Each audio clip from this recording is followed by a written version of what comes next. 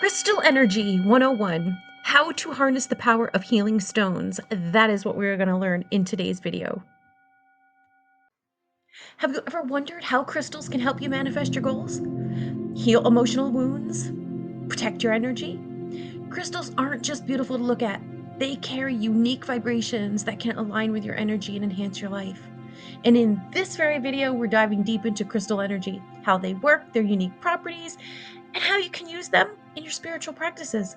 Plus, stay tuned because I'll share my top 3 tips for choosing and using crystals to maximize their power. Let's get started. Crystals have a unique molecular structure that allows them to hold and transmit energy. The consistent vibrational frequency of crystals interacts with the energy fields around us, making them powerful tools for healing and alignment.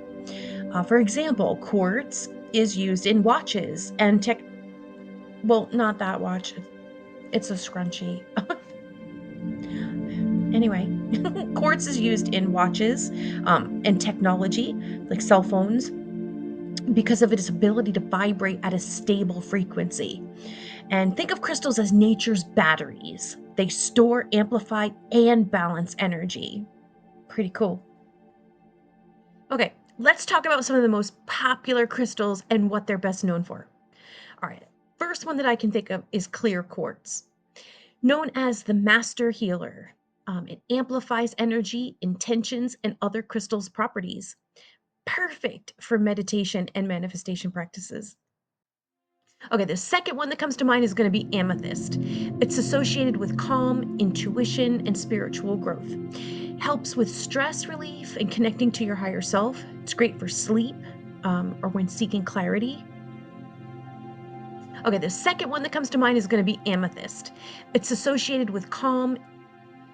And the next one I would say would probably be a rose quartz, the stone of love, as it's known for sometimes, and compassion.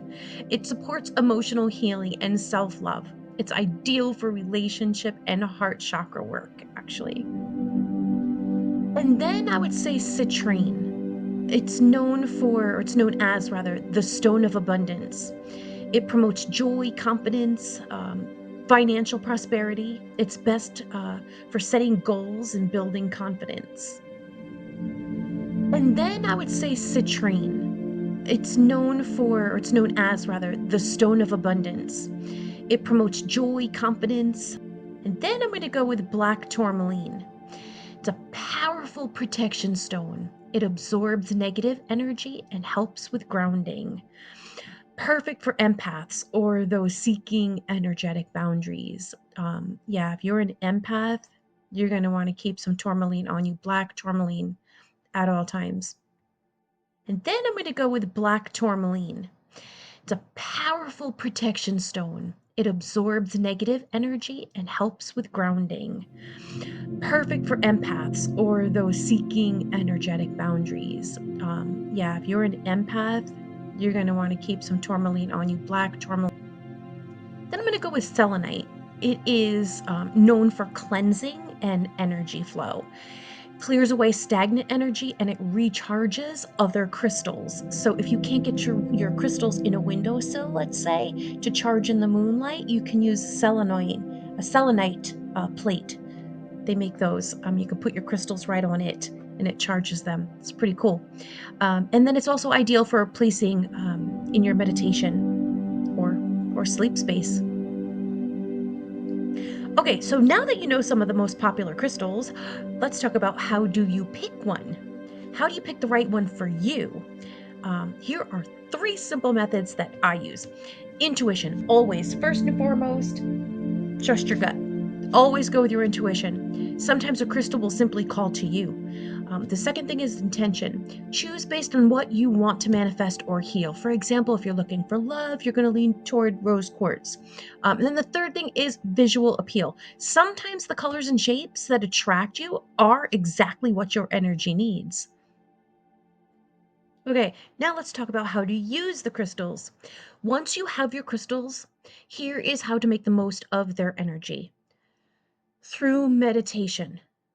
I'm going to talk about 4 different things. The first one is meditation. You're going to hold the crystal in your hand. Like, for example, I have my amethyst here. You're going to hold your crystal in your hand, or place it on the chakra point on which to enhance your focus and your alignment. Placing them in spaces. Use your crystals to cleanse or energize your room, any room. For example, black tourmaline by your door for protection. Then the third thing, manifestation grids. Arrange crystals in geometric patterns to amplify your intentions. The fourth thing is cleansing crystals. Always cleanse your crystals. It's so important to remove stagnant energy.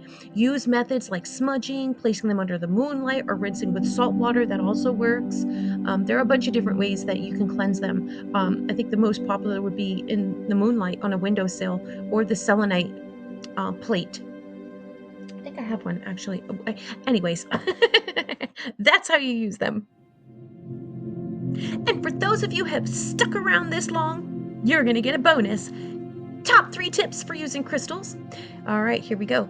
Number 1, you could program your crystal. Hold it in your hand, set a clear intention, and visualize your goal. Speak your intention aloud to activate it. You can combine crystals, use complementary crystals together. For example, pair citrine with clear quartz to amplify abundance intentions. And then the third tip is consistency is key.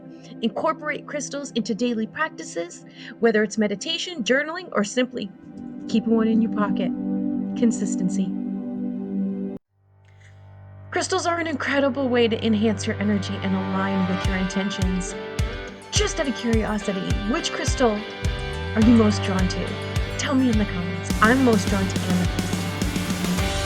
Yeah. So don't forget to like and subscribe and hit that notification bell before you go for more videos on spiritual growth, mindfulness, and manifestation too, and so much more.